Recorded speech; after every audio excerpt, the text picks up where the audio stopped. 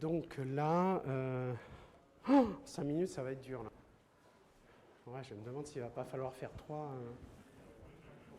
trucs parce que l'escalier c'est une chose, mais là c'est allumé, bon, c'est pas très clair. Bon voilà, ça y est, on est entré dans l'hôtel de Vendôme, on est aussi évidemment dans l'école des mines. Alors poursuivons notre histoire, là on s'était arrêté au XVIIIe siècle. La fin du XVIIIe siècle, c'est la Révolution qui arrive. Alors là, évidemment, les Chartreux, c'est terminé. Et il va y avoir confiscation des biens et même vente de cet hôtel de Vendôme qui va appartenir, à partir de ce moment-là, à un particulier, qui va d'ailleurs vendre mobilier, décoration intérieure. Voilà. Alors parlons quand même maintenant de l'école des mines.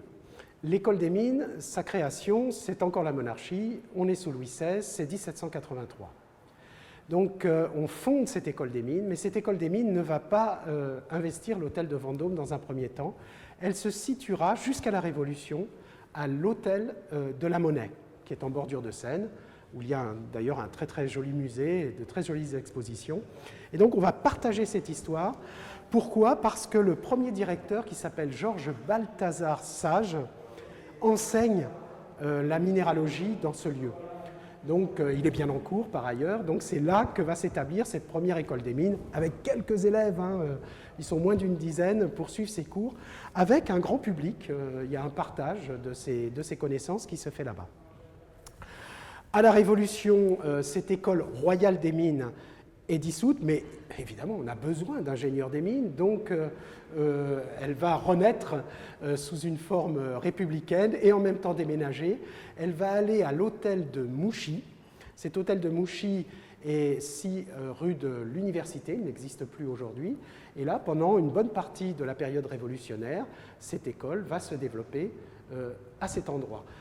En 1794, on crée une nouvelle institution qui est la Maison des mines, le cabinet des mines, avec charge du premier conservateur de constituer une collection de minéraux et de roches. Pourquoi?